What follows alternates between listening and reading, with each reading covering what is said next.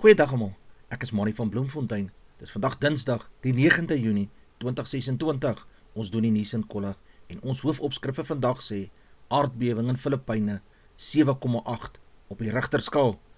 Nog brokkies, ANC wil alleen regeer in eThekwini.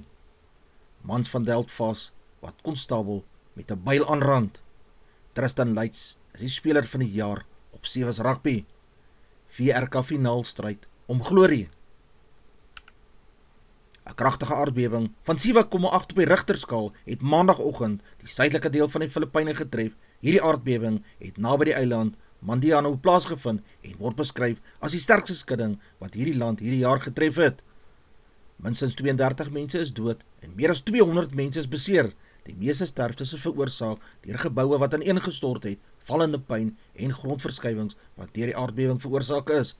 Die stad General Santos City is een van die swaarste getreffers. Verskeie geboue het ineengestort, waaronder winkels en restaurante. Elektrisiteit en watervoorsiening is in sommige gebiede onderbreek, terwyl reddingswerkers steeds na oorlewendes soek.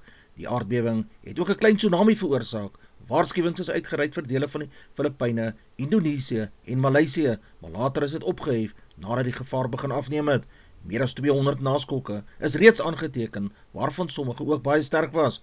Owerhede waarsku inwoners om versigtig te wees en beskadigde geboue te vermy. Die Filippyne lê op die sogenaamde Ring van Vuur, een van die wêreld se mees aktiewe aardbewing en vulkaniese sones, wat die land gereeld aan sulke natuurrampe blootgestel het. 3 mans is in hegtenis geneem nadat 'n polisiekonstabel van Delft in die Kaap glo met 'n byl oor die kop aangeval is tydens 'n gewelddadige voorval. Volgens voorlopige inligting was die beamptes besig met 'n roetineondersoek toe die situasie buite beheer geraak het. Die verdagtes het glo die konstabel onverwags aangeval wat ernstige kopbeserings opgedoen het. Die polisie het vinnig gereageer en die 3 verdagtes kort daarna aangekeer. Hulle staar nou waarskynlik aanklagtes van poging tot moord, aanranding op 'n polisiebeampte, besit van 'n gebruik of 'n gevaarlike wapen aan. Hierdie konstabel is na hospitaal geneem vir behandeling en is in 'n ernstige maar stabiele toestand volgens vroeër berigte. Owerhede het die aanval sterk veroordeel en beklemtoon dat geweld teen polisiebeamptes ernstig hanteer sal word. Berigte uit internasionale kringe dui daarop dat daar nuwe hoop op vrede in die Midde-Ooste is nadat Iran en sy teenstanders glo ingestem het om aanvalle tydelik te staak. Dit volg na weke se spanning en militêre konfrontasies in hierdie streek. Volgens verskeie nuusverslae is daar 'n voorstel van 'n wapenstilstand wat deur internasionale bemiddelaars ondersteun word met die doel om verdere eskalasie tussen Iran en die VS aan Israel te voorkom. Hierdie ooreenkoms sal onder meer behels 'n tydelike staking van lugaanvalle en missielskietery, gesprekke oor 'n langtermyn vredesraamwerk, pogings om strategiese roetes soos die Straat van Hormuz weer veilig oop te kan stel. Internasionale leiers en organisasies het die moontlikheid van 'n skietstilstand verwelkom en beklemtoon dat enige vermindering in geweld humanitêre verligting vir burgerlikes kan bring. Daar is egter ook waarskuwings dat die situasie nog baie broos bly en maklik weer kan opvlang. Die kenners sê sogenaamde vredeshoop is nog nie finale vrede nie, maar eerder 'n tydelike kalmering van spanning wat kan lei tot verdere onderhandelinge. Die wêreldmarkte en oliepryse reageer ook sensitief op enige tekens van stabiliteit in hierdie streek. Daar is tans geen betroubare bevestiging dat die ANC amptelik eThekwini gaan terugvat om alleen te regeer nie.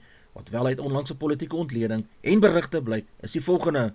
Die ANC se steun in eThekwini en Durban het die afgelope paar jaar in die verkiesings baie sterk gedaal. In sommige peilings kry die party minder as 10% steun in hierdie metro, wat dui op ernstige verswakking van hulle beheer. Ontleeders beskryf die metro as 'n hoogs kompeterende en onstabiele politieke gebied, met geen party wat maklik alleen daar sal kan reageer nie. Wat alleen regeer waarskynlik beteken, sulke stellings in die media verwys gewoonlik na die ANC se voorneme om steun te herwin vir die 2026 en 2027 plaaslike verkiesings. Interne strategieë om koalisieafhanklikheid te verminder, politieke retoriek van leiers of provinsiale strukture. Realistiese prentjie lyk so: eThekwini tans koalisie en kompetisie gedrewe politiek. Dit is baie onwaarskynlik dat enige party, insluitend in die ANC, maklik weer alleen meerderheid beheer sal hê sonder 'n groot ommeswaai en steun. 'n Kort opsomming: die ANC kan wel sê hulle wil alleen regeer, maar die huidige politieke en peilingsdata wys dit is nie maklik haalbaar nie. En eThekwini bly een van Suid-Afrika se mees mededingende metros.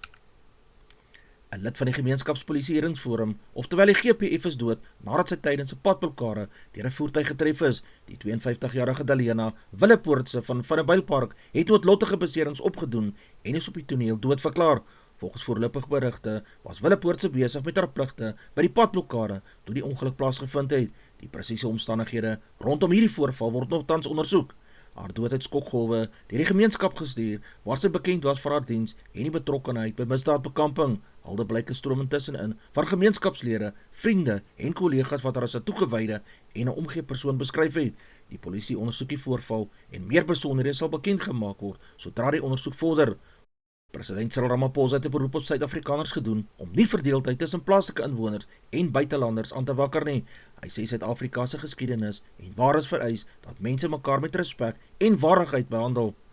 Ramaphosa het beklemtoon dat misdaad en ander maatskaplike probleme nie gebruik moet word om hele groepe mense te blameer nie. Volgens hom moet die land saamwerk om uitdagings soos werkloosheid, armoede en misdaad aan te spreek, eerder as om verdeeldheid te skep.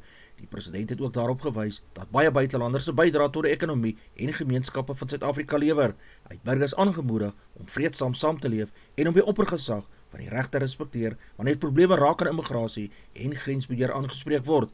Sy pleidooi kom te midde van voortdurende debatte oor onwettige immigrasie, werksgeleenthede en die druk wat dit op sommige gemeenskappe plaas. Ramaphosa meen egter dat samewerking en dialoog die beste manier is om hierdie uitdagings te kan hanteer. China het lande reg oor die wêreld gevra om beter saam te werk en invoertariewe laag te hou. Volgens die Chinese regering maak hoër tariewe produkte duurder vir gebruikers en dit kan handel tussen lande benadeel. China meen dat lande hulle verskille deur gesprek en onderhandeling moet oplos, eerder as om nuwe handelsbeperkings in te stel. Die regering sê oop handel om ekonomiese groei te bevorder, beleggings aan te moedig en meer werksgeleenthede te skep. Hierdie oproep kom terwyl verskeie lande hulle handelstariewe hersien. China waarsku dat hoër tariewe die wêreldekonomie kan vertraag en ook ontwikkelende lande negatief kan raak. Volgens Beijing is groter samewerking tussen lande die beste manier om ekonomiese stabiliteit te verseker en handel tot voordeel van almal te bevorder. Eskom het bevestig dat sy steenkool en dieselkontrakte tans hersien word om as deel van pogings om kostes te bespaar en die kragvoorsiener se finansiële posisie te verbeter. Die hersiening fokus op bestaande ooreenkomste met verskaffers om te bepaal of die kontrakte steeds die beste ware vir geld bied. Eskom bestee jaarliks miljarde rande aan steenkool vir sy kragstasies en diesel vir noodopwekkers wat gebruik word wanneer ekstra elektrisiteit benodig word. Volgens Eskom is die doel om meer doeltreffend te werk, onnodige uitgawes te verminder en te verseker dat alle kontrakte aan die nodige vereistes voldoen. Die kragvoorsiener sê betroubare brandstofvoorsiening bly noodsaaklik om elektrisiteit aan huishoudings en besighede te kan lewer.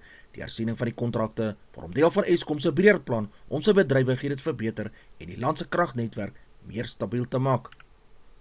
Die hoofafrotter van die Suid-Afrikaanse onder 20 rugbyspan, Kevin Voete, het 'n voorlopige groep van 38 spelers aangewys om voor te berei vir die komende wêreld rugby onder 20 kampioenskap in Georgia. Die groep bestaan uit van die beste jong talente in die land wat die afgelope maande beïndruk het. Voete sê die spelers sal nou hard werk om hulle plek in die finale groep te verseker wat Suid-Afrika by die toernooi sal verteenwoordig. Junior Springbokke hoop om 'n sterk vertoning te lewer en vir die titel mee te ding wanneer die wêreld se beste onder 20 spanne later vanjaar in Georgia bymekaar kom. Die voorbereidingskamp sal die afrigtingspan ook die geleentheid gee om die spelers se fiksheid, vaardighede en spanwerk verder te slyp voor die groot toernooi gaan plaasvind. Die afrigter van die Suid-Afrikaanse nasionale sewe span, Philip Snyman, is in sy skik na die Blitsbokke die wêreldkampioene van die internasionale sewe reeks gekroon is. Snyman het die spelers geloof vir hulle harde werk, toewyding en deursettervermoë deur hierdie seisoen. Volgens hom het die span karakter getoon en nooit moed opgegee nie, selfs wanneer hulle onder druk was. Die wêreldtitel is 'n groot prestasie vir Suid-Afrikaanse rugby. Bekroon 'n uitstekende seisoen vir die Blitsbokke. Snyman sê die sukses is die gevolg van spanwerk en die ondersteuning van die afrigtingsspan, bestuur en die ondersteuners. Die Blitsbokke se oorwinning bevestig weer hulle plek onder die wêreld se voorste sewe rugby spanne en gee Suid-Afrikaanse rugby ondersteuners baie rede om trots te wees. Die nasionale sewe span se speler van die jaar, Tristan Luyts, is as speler van die jaar aangewys na uitstekende seisoen in die internasionale sewe reeks. Luyts het 'n sleutelrol in die span se sukses gespeel van 44.48 sekondes. Sy sterk afronding het hom duidelik voor die res van die veld geplaas en 'n oorwinning verseker by een van die wêreld se top atletiek byeenkomste. Die wedloop het in Stockholm plaasgevind waar hy teen die wêreld se beste 400 meter atlete meegeding het. Sy prestasie bevestig weer sy status as een van Suid-Afrika se voorste 400 meter hardlopers op die internasionale verhoog. Die Suid-Afrikaanse ultramarathonatleet Herwet van Zyl sê die uitdagende opwaartse profiel van vanjaar se Comrades Marathon 'n oorwinning verseker by een van die wêreld se top atletiekbyeenkomste. Die wedloop het in Stockholm plaasgevind waar hy teen die wêreld se beste 400 meter atlete meegeding het. Sy prestasie bevestig weer sy status as een van Suid-Afrika se voorste 400 meter hardlopers op die internasionale verhoog. Die Suid-Afrikaanse ultramarathonatleet Herwet van Zyl sê die uitdagende opwaartse profiel van vanjaar se Comrades Marathon speel in haar guns en kan haar prestasie verbeter. Volgens haar passie moeiliker wedloop haar beter as vorige jare se roetes en sy voel goed voorberei by hierdie wedloop wat Sondag beslis gaan word. Van Zyl sê haar voorbereiding het gefokus op krag, uithou vermoë en harde afstand te hanteer.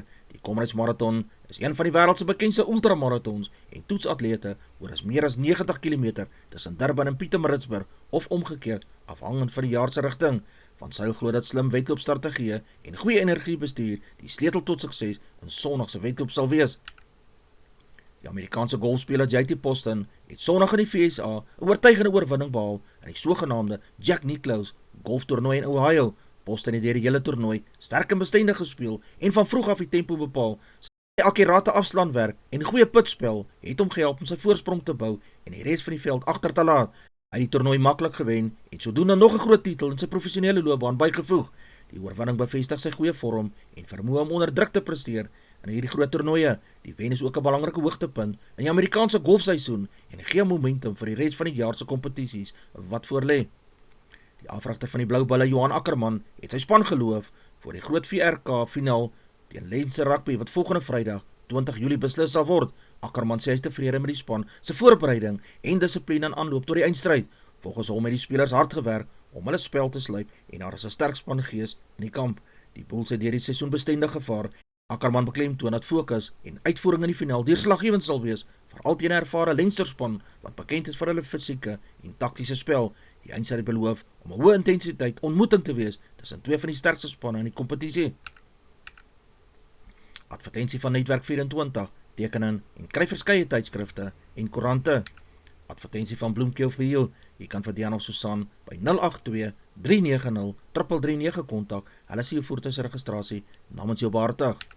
Ons weerberig vir die streek lyk so: Messina 1327, Polokwane 925, Lephalale 1227, Mbombela 1024, Mahikeng 1023, Pretoria 1224, Johannesburg 1322, Ermelo 521, Galagadi 1022, Gaborone 1227, Richards Bay 1424, Pietermaritzburg 919, Durban 1623, Port St Johns 1222, Pongola 1125, Maputo 1626, Bethlehem 517, Bloemfontein 818, Allewal Noord 7 en 18, Welkom 29, Vryburg 923, Kimberley 1021, Appington 1021, Prieska 1121, Springbok 821, Karasburg 821, Keetmanshoop 1022, Mariental 1024, Alexanderbaai 1021, Brandvlei 29, Loederitsbaai 1427, Vredendal 1023,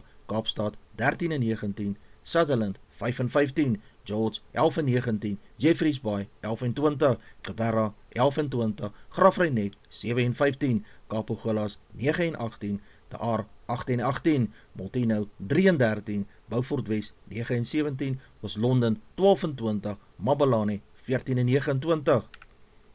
Ons verkorte weervoorspelling vir die dag. Die Wes-Kaap bewolk met reën in dele van die provinsie en dit gaan koel wees. Die Noord-Kaap koud tot koel, gedeeltelik bewolk, maar meestal droog. Die Oos-Kaap koel met wolke en enkele ligte bye langs die kus. Die Vrystaat provinsie koud vroegoggend, later koel en sonnig tot gedeeltelik bewolk. Gauteng sonnig en koel, geen reën word verwag nie. Noordwes provinsie mooi weer, sonnig en koel. Limpopo sonnig en aangenaam, later warm in die ooste. Mpumalanga provinsie sonnig tot gedeeltelik bewolk, koel tot aangenaam. KwaZulu-Natal oggend mis in plekke, later gedeeltelik bewolk en aangenaam. Die landbouwaarskuwing ryp kan vroegoggend in die koue dele van die Vrystaat en Oos-Kaap voorkom. Die markaanwysers lyk as volg: die rand verhandel teen R16.51 teenoor die Amerikaanse dollar, die pond kos R22.04, die euro verhandel teen R19.05, Die Australiese dollar kos R11.64, die yen kos 10 sent, platinum kos $1,746, palladium kos $1,204, goud kos $4,320 per fyn ons, silwer per fyn ons is $67,96, Brent olie per vat is $93,09. Ons gedagte vir die dag: mag jou Dinsdag gevul wees met wysheid, krag en die vertroue dat harde werk en volharding uiteindelik beloon sal word. Dis al vir vandag. Onthou om te like, deel met jou vriende en jou vriendinne en onthou te subscribe op my kanaal. 'n aangename dag word vir almal toegewens.